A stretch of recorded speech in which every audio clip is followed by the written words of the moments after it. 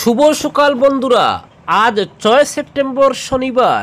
আজকের সকালের বিশেষ বিশেষ খবর হলো করিমগঞ্জ না শ্রীভূমি, আজকের বন্ধের আহ্বানকে ঘিরে সীমান্ত শহরে 144 ধারা জারি। টেট বিএড ডিএলইডি ছাড়া শিক্ষক নিযুক্তির ক্ষমতা নেই সরকারের, বললেন শিক্ষামন্ত্রী পেগু। শিক্ষক দিবসে 9000 টিউটর শিক্ষকের অনশন। বিস্ফোরণে উড়ে যাবেন 1 কোটি মানুষ, হুমকি বার্তায় তুলপাড় মুম্বাই। ঢুকে পড়েছে 14 ফিদায়ে জঙ্গি, তৈরি 400 কেজি আরডিএক্স বোঝাই 34টি গাড়ি। হুইপ থাকবে না, তাই সাংসদরা নিজের পছন্দে ভোট দিতে পারবেন। গুয়াহাটিতে হাজির হয়ে বললেন উপরাষ্ট্রপতি নির্বাচনে বিরোধী প্রার্থী।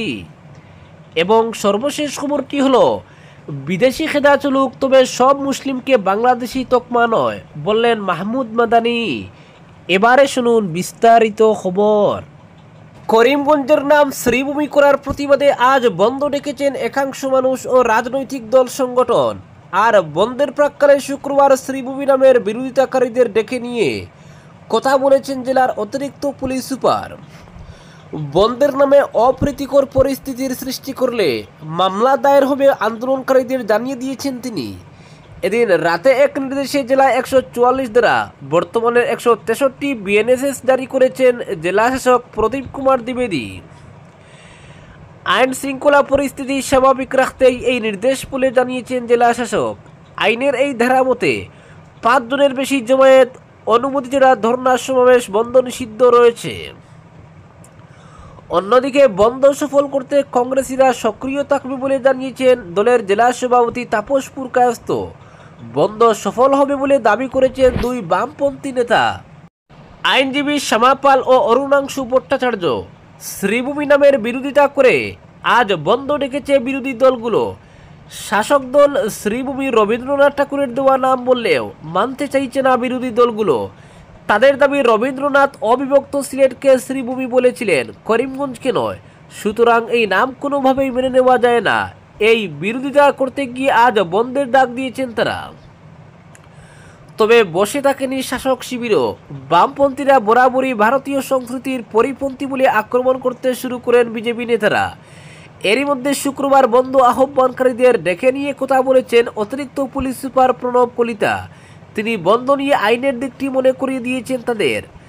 আন্দোলনকারীরা কাউকে দোকানপাট বন্ধ সহ যানবাহন চলাচলে বাধা দিতে পারবেন না বলে জানিয়ে দিয়েছেন। ধর্মঘটের নামে কোনো অপ্রীতিকর পরিস্থিতি সৃষ্টি করলে মামলা রুজু করা হবে বলেও আন্দোলনকারীদের জানিয়ে দিয়েছেন তিনি। পরবর্তী খবরটি হলো টেট বিএড ডিএলএড ছাড়া শিক্ষক নিযুক্তির ক্ষমতা নেই সরকারের, বললেন শিক্ষামন্ত্রী পেগু। শিক্ষক দিবসে 9000 টিউটর শিক্ষকের অনশন। টেট বিএড ডিএলইডি যোগ্যতা ছাড়া শিক্ষকের চাকরি দেওয়ার ক্ষমতা রাজ্য সরকারের হাতে নেই। শুক্রবার তেজপুরে শিক্ষক দিবসের কেন্দ্রীয় অনুষ্ঠানে অংশ নিয়ে টিউটর শিক্ষকের অনশন আন্দোলনের পরিপ্রেক্ষিতে এই মন্তব্য করেন শিক্ষামন্ত্রী ডক্টর রনজ পেগু। তিনি বলেন, টিউটর শিক্ষকের মধ্যে যারা ইতিমধ্যে টেট বিএড ডিএলইডির যোগ্যতা অর্জন করেছেন তাদের সরকার 10 অক্টোবর শিক্ষক হিসেবে উন্নীত করে নিযুক্তি প্রদান করবে। আর যারা এসব যোগ্যতা অর্জন করেননি, সরকার তাদের বেতন বৃদ্ধি করার চিন্তা ভাবনা করছে। শিক্ষক দিবসের দিন শিক্ষামন্ত্রীর এই মন্তব্যে হতাশ হয়ে পড়েছেন আন্দোলনরত টিউটর শিক্ষক সমাজ। শিক্ষক দিবসের অনুষ্ঠান ছেড়ে টিউটর শিক্ষকরা শিক্ষকের মর্যাদার দাবিতে অনশন ধর্মঘট পালন করছেন। টিউটর শিক্ষকদের বিনা শর্তে শিক্ষক পদে উন্নীত করার দাবিতে শুক্রবার লতাশিল ফিল্ড অনশনে বসেন সহস্রাধিক শিক্ষক। তাদের অভিযোগ 2021 সালের 5 ফেব্রুয়ারি রাজ্যের 9000 বেঞ্চার স্কুলের শিক্ষকদের টিউটর সাজানো হয়। 10-12 হাজার টাকা বেতনে শিক্ষকের দায়িত্ব পালন করছেন। প্রাদেশিকীকরণ আইন অনুসারে শিক্ষকের মধ্যে এই বিভাজনকে তারা মেনে নিতে পারেননি। একাংশ শিক্ষককে শিক্ষক হিসেবে নিযুক্ত করা হলেও 9000 বেঞ্চার এলপি ও এমই স্কুলের শিক্ষককে টিউটর হিসেবে নিয়োগ করে অপমান করা হয়েছে।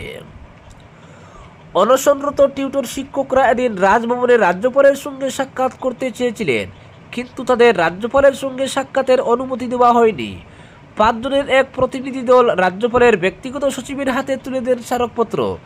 তারা বলেন, বিনা শর্তে তাদের শিক্ষক পদে নিয়োজিত করা না হলে আন্দোলন আরও তীব্র করে তোলা হবে। টিউটর শিক্ষকরা মুখ্যমন্ত্রীর হস্তক্ষেপ দাবি করেন। এমনকি দিল্লিতেও কেন্দ্রীয় শিক্ষামন্ত্রীর সঙ্গেও সাক্ষাৎ করার প্রচেষ্টা চালাচ্ছেন বলে জানিয়েছেন অনশনরত টিউটর সমাজ। পরবর্তী খবর, ঢুকে পড়েছে 14 ফিদায়ে জঙ্গি, তৈরি 400 কেজি RDX বোঝাই 34টি গাড়ি, বিস্ফোরণে উড়ে যাবেন 1 কোটি মানুষ, হুমকি বার্তায় তুলপাড় মুম্বাই। আজ অনন্ত চতুর্দশীর দিন গণপতির বিসর্জন, বলা বাহুল্য বাপ্পাকে বিদায় জানাতে লুকে লুকারণ্য হবে মহানগরী মুম্বাইয়ের রাজপথ, আর তাতেই ঘটতে পারে ভয়াবহ দ্বারা আত্মঘাতী বিস্ফোরণ। নাশকতা চালাতে শহরে ঢুকে পড়েছে 14 আত্মঘাতী পাক জঙ্গি। 1993 দ্বারা বিস্ফোরণের কালো স্মৃতি ফিরিয়ে ফের রক্তাক্ত হবে মারাঠা ভূমি। 400 কেজি RDX বোঝাই 34টি গাড়িতে ধারা বিস্ফোরণে তছনছ হবে মায়ানগরী, প্রাণ হারাবেন 1 কোটি মানুষ। গণেশ উৎসবের মধ্যেই এহেন হুমকি বার্তায় তুলপাড় গোটা মহারাষ্ট্র। উৎসবের আনন্দ উল্লাস আচমকাই যেন এক অজানা আতঙ্কে গ্রাস করে নিয়েছে। যদিও মহারাষ্ট্র পুলিশ প্রশাসন বলছে আতঙ্কের কোনো কারণ নেই, ভুয়ো হুমকি, কিন্তু জনমানসে আতঙ্ক স্পষ্ট। তাই বহু পুজো কমিটি আজকের গণপতি বিসর্জনের আয়োজনে কাটছাটের সিদ্ধান্ত নিয়েছে যাতে কোনো বড় ধরনের বিপত্তি না ঘটে। প্রাপ্ত তথ্য মতে বৃহস্পতিবার গভীর রাতে মুম্বাই পুলিশের কাছে এক অজানা নম্বর থেকে হোয়াটসঅ্যাপ মেসেজ আসে। লস্কর-ই-জিহাদি নামের এক পাক জঙ্গি গোষ্ঠীর তরফে এই হুমকি এসেছে, আর তাতেই লেখা রয়েছে মুম্বাইকে উড়িয়ে দেওয়ার ভয়াবহ হুমকি। হোয়াটসঅ্যাপে ট্রাফিক পুলিশের কাছে এই হুমকি বার্তা আসার পরেই শুক্রবার শিরদাঁড়া ঠান্ডা হয়ে গিয়েছে নগর প্রশাসনের। বিষয়টি পৌঁছেছে কেন্দ্রীয় গোয়েন্দাদের কানেও, আর তা নিয়ে বাণিজ্য নগরীতে সকাল থেকেই বেঁধে গিয়েছে হুলস্থুল কাণ্ড। মায়ানগরী মুম্বাইয়ে জারি হয়েছে হাই অ্যালার্ট। দুর্গের মতো তল্লাশি ও সতর্কতা জারি করা হয়েছে গুরুত্বপূর্ণ ঠিকানাগুলিতে, বিশেষত রেল স্টেশনগুলি ও আন্তর্জাতিক বিমানবন্দরে। এই হুমকি বার্তা কথা স্বীকার করে মুম্বাই পুলিশ জানিয়েছে, হুমকি বার্তায় বলা হয়েছে 14 জন মানববোমা 400 কেজি RDX নিয়ে ঢুকে পড়েছে রাজ্যে। এই কাজে 34 গাড়ি ব্যবহার করা হয়েছে। 1993 মুম্বাই বিস্ফোরণের ধাঁচেই একের পর এক বিস্ফোরণে উড়িয়ে দেওয়া হবে শহর। শুধু শহরই নয়, এ ঘটনায় আটকে উঠবে গোটা দেশ। উল্লেখ্য, এই দিনটিতেই হলো মিলাদুন্নবী অর্থাৎ নবী দিবস, যা মুসলিম ধর্মপ্রাণ মানুষের কাছে অতি পবিত্র দিন। হুমকিটি এসেছে লস্কর-ই-জিহাদি নামে এক সংগঠনের তরফে। পুলিশ জানিয়েছে অনন্ত চতুর্দশীর দিন হুমকিটি আসে, তারপর থেকেই শহর জুড়ে নিরাপত্তা বৃদ্ধি করা হয়েছে। হুমকি বার্তায় বলা হয়েছে 34টি গাড়িতে করে 34 জন মানববোমা ব্যবহার করা হবে। বিস্ফোরণের জন্য ব্যবহার করা হয়েছে 400 কেজি RDX, যা 1 কোটির বেশি মানুষকে নিমেষে খতম করতে সক্ষম। পুলিশের বক্তব্য অনুযায়ী গোয়েন্দা সূত্রে জানা গিয়েছে 14 জন পাকিস্তানি জঙ্গি ইতিমধ্যেই ঢুকে পড়ছে দেশে। কে বা কারা এই মেসেজ পাঠিয়েছে তা খতিয়ে তদন্ত করে দেখা হচ্ছে। খুব শীঘ্রই এর উৎস জানা যাবে। তবে এই হুমকি বার্তায় আজকের গণপতি বিসর্জন নিয়ে কপালে বাজ উঠেছে মহারাষ্ট্র পুলিশের। পুলিশ সূত্রে জানা গিয়েছে ইতিমধ্যেই শহর জুড়ে হাই অ্যালার্ট জারি হয়েছে। নানা এলাকায় চলছে তল্লাশি, নিরাপত্তাও বহুগুণ বাড়িয়ে দেওয়া হয়েছে। প্রসঙ্গত, কদিন আগেই মুম্বাইয়ের বিলাসবহুল তাজ হোটেল ও ছত্রপতি শিবাজি আন্তর্জাতিক বিমানবন্দর বোমা মেরে উড়িয়ে দেওয়ার হুমকি দেওয়া হয়। মুম্বাই পুলিশ সূত্রে জানা যায়, হুমকি ইমেইলে বিমানবন্দর ও তাজ হোটেলকে IED বোমা মেরে উড়িয়ে দেওয়ার কথা বলা হয়। আফজল গুরুর ফাঁসির প্রতিবাদে এই বোমা বিস্ফোরণ করা হবে বলেও ইমেইলে উল্লেখ করা হয়। তারপরে পুলিশের তরফ থেকে বাড়তি সতর্কতা নেওয়া হয়। তবে শেষ সময়ে তল্লাশি চালানোর পরেও শেষ পর্যন্ত কিছু পাওয়া যায়নি। পরবর্তী খবরটি হলো, হুইপ থাকবে না, তাই সাংসদরা নিজের পছন্দে ভোট দিতে পারবেন। গুয়াহাটিতে হাজির হয়ে বললেন উপরাষ্ট্রপতি নির্বাচনে বিরোধী প্রার্থী। সংবিধান অনুসারে উপরাষ্ট্রপতি নির্বাচনে রাজনৈতিক দলের কোনো ভূমিকা থাকে না। প্রধান ভূমিকা থাকে লোকসভা ও রাজ্যসভা সাংসদদের। এর জন্য রাজনৈতিক দল উপরাষ্ট্রপতি নির্বাচনে কোনো দলীয় হুইপ জারি করতে পারে না। শুক্রবার রাজ্যে উপস্থিত হয়ে ইঙ্গিতপূর্ণ এই মন্তব্য করলেন উপরাষ্ট্রপতি পদে ইন্ডিয়া ব্লকের প্রার্থী প্রাক্তন বিচারপতি বি সুদর্শন রেড্ডি। আগামী 9 সেপ্টেম্বর দেশের উপরাষ্ট্রপতি নির্বাচন। এই নির্বাচনে বিরোধী ইন্ডিয়া ব্লকের প্রার্থী প্রাক্তন বিচারপতি রেড্ডি উত্তর পূর্বের সাংসদদের মধ্যে নির্বাচনী প্রচারের লক্ষ্যে শুক্রবার গুয়াহাটিতে উপস্থিত হয়ে এক সাংবাদিক সম্মেলনে সম্বোধন করেন তিনি। লোকসভা ও রাজ্যসভায় বিরোধী সাংসদদের সংখ্যা কম এবং 2 সদনেই শাসক গোষ্ঠীর পাল্লা ভারী। সেই হিসেবে তার জয়ী হওয়ার সূত্র কি, সাংবাদিকদের এই প্রশ্নের জবাবে তাৎপর্যপূর্ণ ওই মন্তব্য করেন রেড্ডি। তিনি বলেন, উপরাষ্ট্রপতি পদে ইন্ডিয়া ব্লকের প্রার্থী হলেও আপ দল সহ বিভিন্ন দলের সাংসদদের সমর্থন রয়েছে। তার জয়ী হওয়া সূত্র উল্লেখ করে তিনি বলেন, সংবিধান মতে উপরাষ্ট্রপতি নির্বাচনে রাজনৈতিক দলের কোনো ভূমিকা নেই।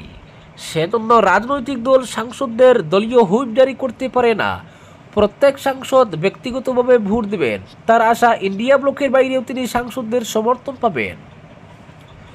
এদিন উপরাষ্ট্রপতি পদের প্রার্থী রেড্ডি দেশের নির্বাচন কমিশনের ভূমিকা নিয়েও প্রতিক্রিয়া প্রকাশ করেন। তিনি বলেন, নির্বাচন কমিশন একটি স্বাধীন ও সাংবিধানিক প্রতিষ্ঠান। স্বাধীনতার পর ভারতে যখন পর্যাপ্ত বাস বা ট্রেনের সুবিধা ছিল না, যাতায়াত ব্যবস্থা ছিল না, তখনও নির্বাচন কমিশন সুন্দরভাবে ভোটার তালিকা প্রকাশ করেছে। ভোটার তালিকা থেকে লক্ষ লক্ষ লোকের নাম বাদ পড়ার বিষয়টি আদালতে বিচারাধীন থাকায় এ নিয়ে বিশেষ কোনো মন্তব্য না দিলেও তিনি বলেন, জাতি, ধর্ম, লিঙ্গের ভিত্তিতে কোনো নাগরিক ভোটাধিকার থেকে বঞ্চিত হওয়া উচিত নয়। গুয়াহাটিতে উপস্থিত হয়ে সুদর্শন রেড্ডি মা কামাখ্যা মন্দির ও ব্রহ্মপুত্র নদের সঙ্গে তার সম্পর্কের কথা উল্লেখ করেন। গৌহাটি হাইকোর্টের মুখ্য বিচারপতি পদে অধিষ্ঠিত থাকার সময় তৎকালীন মুখ্যমন্ত্রী তরুণ গগৈর কথাও স্মরণ করেন তিনি। এদিন সাংবাদিক সম্মেলনে লোকসভার কংগ্রেসের ডেপুটি লিডার সাংসদ গৌরব গগৈ, প্রদ্যুৎ বরদলৈ, রকিবুল হোসেন, রাজ্যসভার সাংসদ অজিত কুমার ভুইয়া সহ মণিপুর, নাগাল্যান্ড ও তেলেঙ্গানার সাংসদরা উপস্থিত ছিলেন। পরবর্তী খবর, বিদেশি খেদা চলুক, তবে সব মুসলিমকে বাংলাদেশি তকমা নয়, বললেন মাহমুদ মাদানি। অবৈধ অনুপ্রবেশকারীদের পুশব্যাক করা হোক, তাদের বিরুদ্ধে আইন অনুযায়ী নেওয়া হোক যাবতীয় ব্যবস্থা। কোনো বিদেশি বা বাংলাদেশি যাতে এদেশে ঠাঁই না পায় নেওয়া হোক কড়া ব্যবস্থা। তবে আসামের মুখ্যমন্ত্রী হিমন্ত বিশ্ব শর্মা যেভাবে রাজ্যের সব মুসলিমকে বাংলাদেশি তকমা দিতে চাইছেন তা মেনে নেওয়া যায় না বলে স্পষ্ট বলেছেন জমিয়ত উলামা হিন্দের সভাপতি মাওলানা মাহমুদ মাদানি। মাদানি আজ বলেন, হিমন্ত বিশ্ব শর্মা তো আসামের সব মুসলমানকেই বাংলাদেশি বলে চালিয়ে দিতে শুরু করেছেন। তিনি আমাকেও বাংলাদেশে পাঠিয়ে দেওয়ার হুমকি দিচ্ছেন। এতেই বোঝা যায় মুখ্যমন্ত্রীর মনে কী রয়েছে। তিনি নিজেকে হিরো আর আমাকে জিরো বানিয়ে দিতে চাইছেন। বেকারত্ব ও দুর্নীতি থেকে আসামবাসীর নজর ঘুরানোর জন্যই নানা ইস্যু তৈরি করেছে রাজ্য সরকার। এই মন্তব্য করে মাওলানা আরও বলেন, ভোটের আগে রাজনৈতিক স্বার্থে জবরদস্তি উচ্ছেদ কর্মসূচি শুরু করেছে হিমন্ত বিশ্বের সরকার।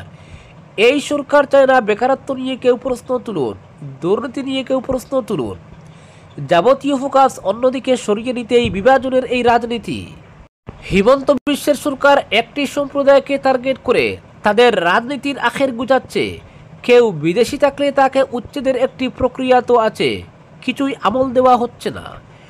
মাদানি এদিন তার আসাম সফরের বৃত্তান্ত তুলে ধরে বলেন, আমি তো গিয়ে নিজের চোখে দেখে এসেছি উচ্ছেদের নামে কী ঘটছে সেখানে।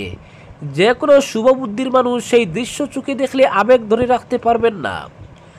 বলা নেই কোয়া নেই, একটা ধর্মের মানুষ যেখানেই রয়েছেন সেখানেই চালানো হচ্ছে বুলডোজার। কোনো নিয়ম কানুনের তোয়াক্কা না করেই চলছে উচ্ছেদ। যদি কোনো জবরদখল থেকেই তাকে আইনি প্রক্রিয়া তো রয়েছে, কিন্তু না, সব জলাঞ্জলি। অথচ এসব দেখে প্রধানমন্ত্রী নরেন্দ্র মোদীও চুপ। এই চুপ থাকাটা নিতে পারছি না। মানুষগুলির চেহারা মনে পড়লে বড়ই কষ্ট হচ্ছে। ধর্মের ভিত্তিতে এভাবে কাউকে টার্গেট করা তা রাজনীতি হতে পারে না। আজকের বিশেষ সংবাদ এখানেই সমাপ্ত।